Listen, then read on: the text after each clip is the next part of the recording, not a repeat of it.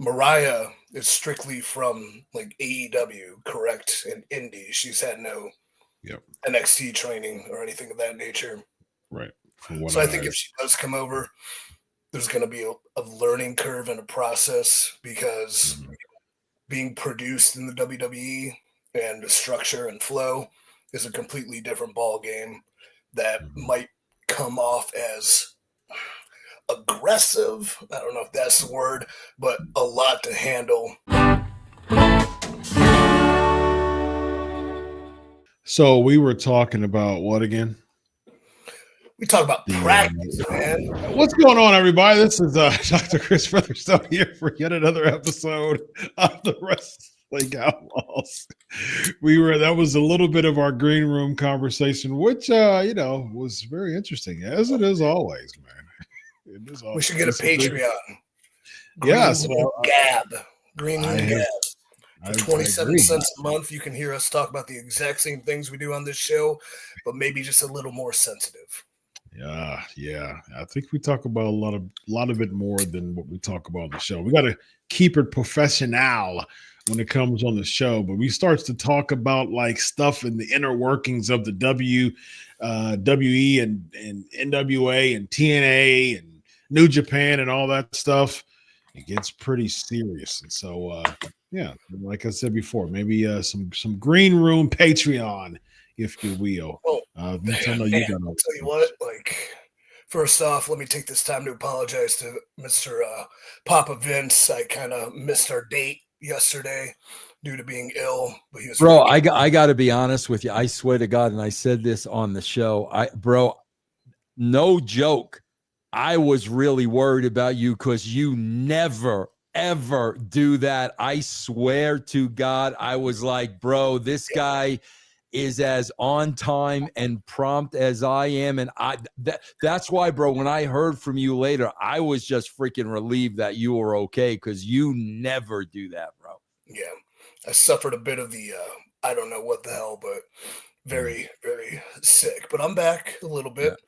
I spent the day writing, and I'd just like to tell the readers who are so thoroughly interested in this book I'm writing, I just completed 37,000 words on the dark arts of politics within wrestling with examples that you may know and you may not know. And it's going to be very engaging and quite controversial. Very nice. Engaging indeed, man. Wow, that's impressive. Very impressive. Yes, indeed. Eat, indeed. I got you. I got you. I got you. Very nice. Very nice, ladies. Very nice. All right. Sportskeeda. Do you know? I don't know the history of that. Can you school me on that, bro, before we start the questions? I can, absolutely. I have no idea, you guys, how, because I wasn't watching during this time period. How did the what thing start? So that was something that was started, of course, by Steve Austin. So this was around 2000. It was around Alliance time. It was Alliance time, and basically he conjured up the members of the Alliance, ECW and WCW people, and he had like a symposium, if you will, in the ring. And so basically he just reamed everybody from ECW and WCW, and he would just literally just like eviscerate and people. He would look at them.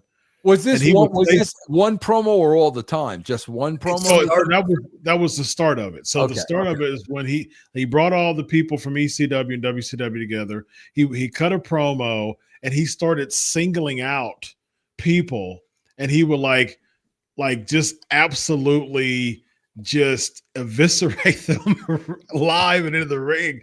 And he would talk to somebody. He'd like, what do you got here? You got your little something? What?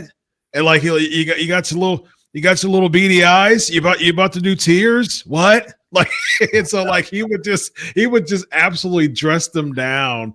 I think maybe Taz was one of them, and like he singled a few of them out.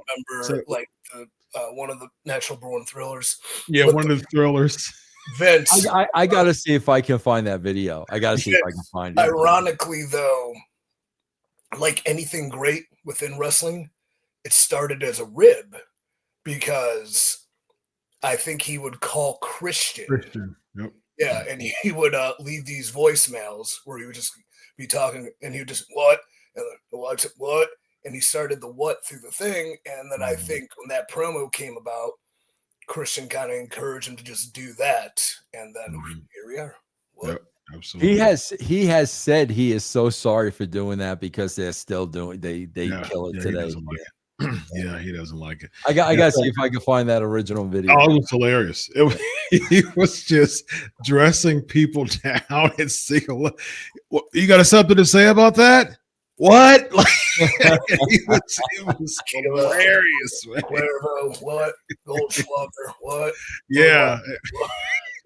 And then that turned into and then the fans, of course, what the fans do, they start to, use it and run with it. And so so he started to use it even more when he was cutting promos during the alliance and even with Vince and stuff like that. And so the fans started to, it was just a way for him to pause during his promos because the fans started saying what, and then he started to talk and fans would say what. And so similar to what we see now with Yeet, Jey Uso would say something, fans would say Yeet.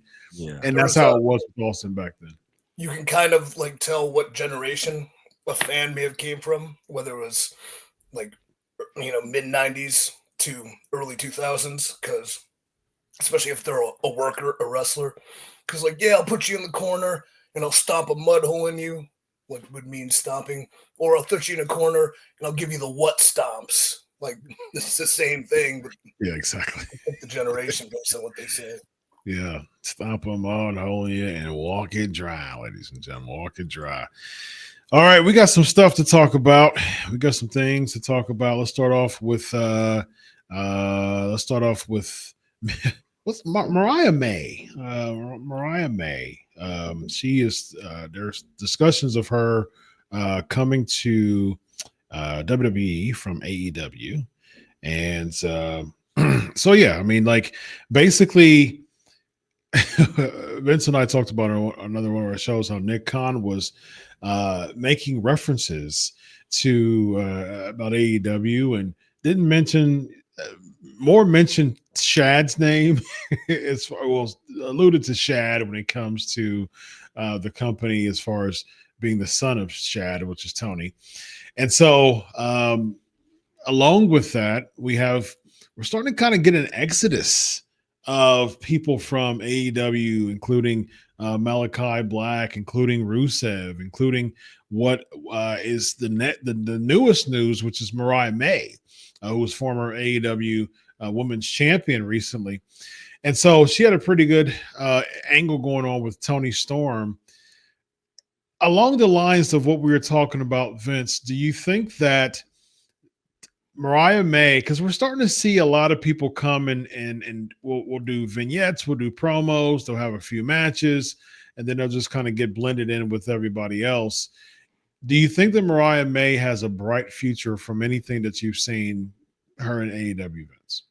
Bro, I don't watch AEW. So I honestly can't say, but I'll be honest with you, unless oh God, bro, I don't know. Unless this is, one of the greatest movie actresses of our time, she's just going to fall in line like everybody else, man. Indeed. Yep. Well, how much do you know about Mariah May, East? Oh, not a damn thing. I don't watch wrestling. No. No, I do believe I saw some of the Tony Storm feud. Yeah. And I think Tony did a good job creating a character. There was some engagement there. It was cool. I think Mariah is strictly from AEW, correct? And indie. She's had no NXT training or anything of that nature. Right. So I think if she does come over, there's going to be a learning curve and a process because being produced in the WWE and the structure and flow is a completely different ball game that might come off as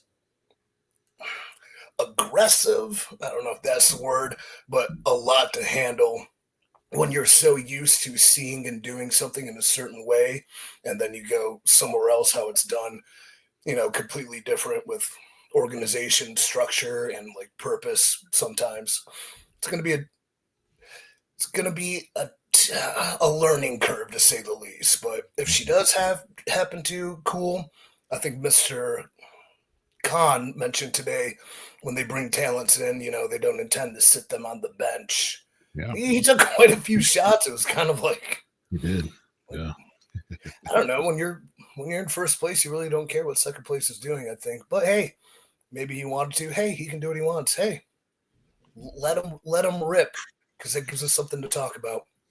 But not keeping people on the bench and bringing them in for a reason, yeah, off the bat, but people do fall in line and fall into the ether, so to speak. So if she is to come, I would make sure and encourage her to come with a plethora of ideas and the ability to stand out and be unafraid to be pulled back, as opposed to hold yourself back. very wise words from the overman himself. You can call me. So there you go.